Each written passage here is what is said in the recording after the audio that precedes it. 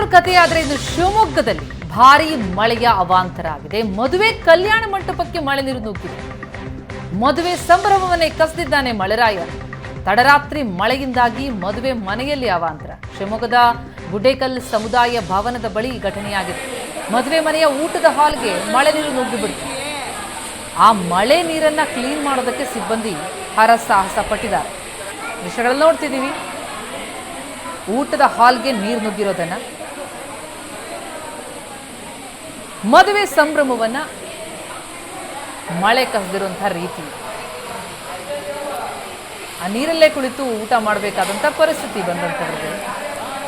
ತಡರಾತ್ರಿ ಮಳೆ ಬಂತು, ಅದರ ಪರಿಣಾಮ ಈ ರೀತಿಯಾಗಿದೆ. ಶಿವಮೊಗ್ಗದ ಗುಡ್ಡೇಕಲ್ ಸಮುದಾಯದ ಭವನದ ಬಳಿ ನಡೆದಂತಹ ಘಟನೆ. ಆ ಊಟದ ಹಾಲ್ಗೆ ಮಳೆ ನೀರು ನುಗ್ಗಿದ್ರಿಂದ ಮಳೆ ನೀರನ್ನು ಹೊರಹಾಕೋದಕ್ಕೆ ಸಿಬ್ಬಂದಿ ಹರಸಾಹಸ ಪಟ್ಟಿದ್ದಾರೆ.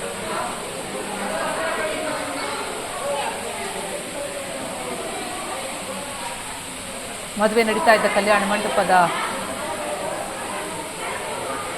ಜನ ಭಾರಿ ಪರದಾಟ ಪಟ್ಟರು. ಜೊತೆಗೆ ಆ ಊಟದ ಹಾಲನ್ನು ಗಮನಿಸ್ತಾ ಇದ್ದೀವಿ, ನೀರು ನುಗ್ಗಿಬಿಟ್ಟಿದೆ.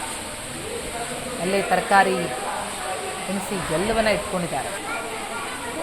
ಜೊತೆಗೆ ಊಟದ ಹಾಲ್, ಜನ ಆ ನೀರಿನಲ್ಲೇ ಕುಳಿತು ಊಟ ಮಾಡಬೇಕಾದಂಥ ಪರಿಸ್ಥಿತಿ. ಬಹಳ ಜೋರಾಗಿ ಮಳೆ ಬಂದ ಪರಿಣಾಮ ಈ ಕಲ್ಯಾಣ ಮಂಟಪಕ್ಕೆ ನೀರು ನುಗ್ಗಿದೆ.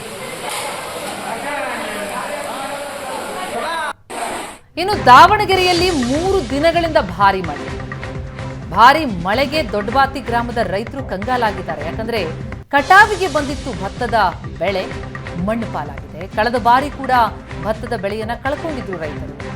ಬರದ ಮಧ್ಯೆ ಬೆಳೆ ಹಾನಿಯಿಂದಾಗಿ ರೈತರು ಕಂಗಾಲಾಗಿದ್ದಾರೆ. 100 ಎಕರೆ ಭತ್ತದ ಬೆಳೆಗೆ ಹಾನಿಯಾಗಿದೆ ಮಳೆಯಿಂದಾಗಿ. ಕಾಳ್ಗಟ್ಟಿದ್ದ ಭತ್ತ ಸಂಪೂರ್ಣ ಹಾಳಾಗಿದೆ, ಕೈಗೆ ಬಂತು ಬಾಯಿಗೆ ಬರಲಿಲ್ಲ ಅಂತ ಹೇಳಿ ರೈತರು ಕಂಗಾಲಾದಂತಹ ಪರಿಸ್ಥಿತಿ. ದೃಶ್ಯಗಳನ್ನು ನೋಡ್ತಾ ಇದ್ದೀವಿ. ಭಾರಿ ಮಳೆಯಿಂದಾಗಿ 3 ದಿನಗಳಿಂದ ದಾವಣಗೆರೆಯಲ್ಲಿ ಸುರಿತಾ ಇರುವಂತಹ ಮಳೆ ಈ ಅವಾಂತರವನ್ನು ತಂದಿಟ್ಟಿದೆ. ಕಟಾವಿಗೆ ಬಂದಿತ್ತು ಭತ್ತದ ಬೆಳೆ, ಎಲ್ಲ ಹಾನಿಯಾಗಿದೆ. ಕಳೆದ ಬಾರಿ ಕೂಡ ಭತ್ತದ ಬೆಳೆಯನ್ನ ಕಳ್ಕೊಂಡಿದ್ರು. ಈಗ ಮತ್ತದೇ ಪರಿಸ್ಥಿತಿ. ಎಲ್ಲೆಲ್ಲಿ ಮಳೆಯಿಂದಾಗಿ ಏನು ಸಮಸ್ಯೆಗಳಾಗಿದೆ ಅನ್ನುವಂತಹ ದೃಶ್ಯಗಳನ್ನು ನೋಡ್ತಾ ಇದ್ದೀವಿ. ಇಷ್ಟು ದಿನ ಬಿಸಿಲ ಬೇಗೆಯನ್ನು ತಡೆಯಲಾರದೆ ಸಮಸ್ಯೆ ಆಗಿತ್ತು. ಈಗ ಮಳೆ ಬಂತು ಅಂತ ಹೇಳಿ ಸಮಾಧಾನ ಪಟ್ಕೊಳ್ಳೋ ಹಾಗೂ ಇಲ್ಲ, ಯಾಕಂದ್ರೆ ಅದರಿಂದ ಸಮಸ್ಯೆಗಳು ಹಲವೆಡೆ ಆಗಿದೆ. ಕೋಟೆನಾಡಿನಲ್ಲಿ 2 ದಿನಗಳಿಂದ ಧಾರಾಕಾರವಾಗಿ ಮಳೆ ಬರ್ತಾ ಇದೆ. ಕೆಲ್ಲೋಡು ಸೇತುವೆ ಭರ್ತಿಯಾಗಿದೆ, ಹರಿತಾ ಇದೆ ನೀರು. ಚಿತ್ರದುರ್ಗ ಜಿಲ್ಲೆ ಹೊಸದುರ್ಗ ತಾಲೂಕಿನಲ್ಲಿದೆ ಕೆಲ್ಲೋಡು ಸೇತುವೆ. ವಾಣಿವಿಲಾಸ ಸಾಗರ ಜಲಾಶಯದ ಕಡೆ ನೀರು ಹರಿತಾ ಇದೆ. ಮೇಗಳ ಕಣಿವೆ ಅರಣ್ಯ ಪ್ರದೇಶದಲ್ಲಿ ಜಲಪಾತವೇ ಸೃಷ್ಟಿಯಾಗಿದೆ. ಚಿತ್ರದುರ್ಗದ ಮೊಳಕಾಲ್ಮೂರು ತಾಲೂಕಿನ ಮೇಗಳ ಕಣಿವೆ 2 ದಿನಗಳಿಂದ ಧಾರಾಕಾರವಾಗಿ ಸುರಿದಂತಹ ಮಳೆಯಿಂದ ಜಲಪಾತವೇ ಸೃಷ್ಟಿಯಾಗಿರುವುದನ್ನು ನೋಡ್ತಾ ಇದ್ದೀವಿ. ಅರಣ್ಯ ಪ್ರದೇಶಗಳಲ್ಲಿ ಈ ರೀತಿ ಜಲಧಾರೆ. ಮೇಗಳ ಕಣಿವೆಯ ಬಂಡೆಗಲ್ಲಿನ ಮೇಲೆ ನೀರು ಧುಮ್ಮಿಕ್ತಾ ಇದೆ.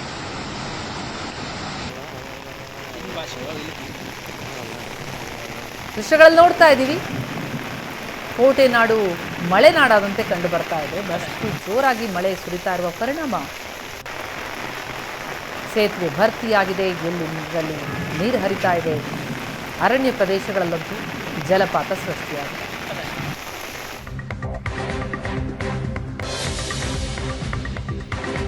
ಎರಡು ದಿನಗಳಿಂದ ಕೋಟೆನಾಡಿನಲ್ಲಿ ಮಳೆಯಾಗ್ತಾ ಇರೋದು.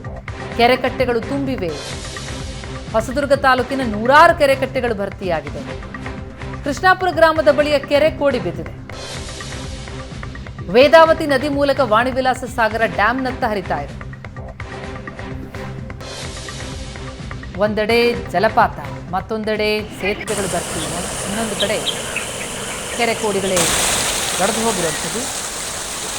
ಕೋಡಿ ಬಿದ್ದ ಕೃಷ್ಣಾಪುರ ಗ್ರಾಮದ ಬಳಿಯ ಕೆರೆ. ಕೆಲ್ಲೋಡಿ ಸೇತುವೆ ಭರ್ತಿಯಾಗಿ ನೀರು ವೇದಾವತಿ ನದಿ ಮೂಲಕ ವಾಣಿವಿಲಾಸ ಸಾಗರ ಡ್ಯಾಂನತ್ತ ಹರಿತಾ ಇದೆ. ಜೊತೆಗೆ ಅಕ್ಕಪಕ್ಕದಲ್ಲಿ ಕೆರೆ ಹಳ್ಳ ಕೊಳ್ಳಗಳ ಪಕ್ಕದಲ್ಲಿ ಇರುವಂತಹ ತೋಟಗಳೇನಿದೆ ಅವು ಕೂಡ ಜಲಾವೃತವಾಗಿವೆ. ತೋಟಗಳಿಗೆ ಮಳೆಯ ನೀರು ನುಗ್ಗಿದೆ. ಮಳೆ ಬಂತು ಎನ್ನುವಂತಹ ಸಂಭ್ರಮ ಒಂದು ಕಡೆ, ಆದರೆ ಮತ್ತೊಂದೆಡೆ ತೋಟಗಳಿಗೆ ನೀರು ನುಗ್ಗಿದ್ರಿಂದ ಸಮಸ್ಯೆಯೂ ಅಷ್ಟೇ. ಹೊಸದುರ್ಗ ತಾಲೂಕಿನ ನೂರಾರು ಕೆರೆಕಟ್ಟೆಗಳು ಈ ರೀತಿ ಭರ್ತಿಯಾಗಿವೆ. ದೃಶ್ಯಗಳಲ್ಲಿ ನೋಡ್ತಿದ್ದೀವಿ.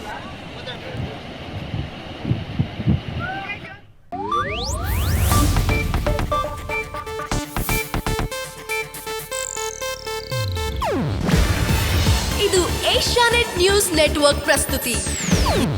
ನೀವು ನೋಡ್ತಿದ್ದೀರಾ ಏಷ್ಯಾನೆಟ್ ಸುವರ್ಣ ನ್ಯೂಸ್.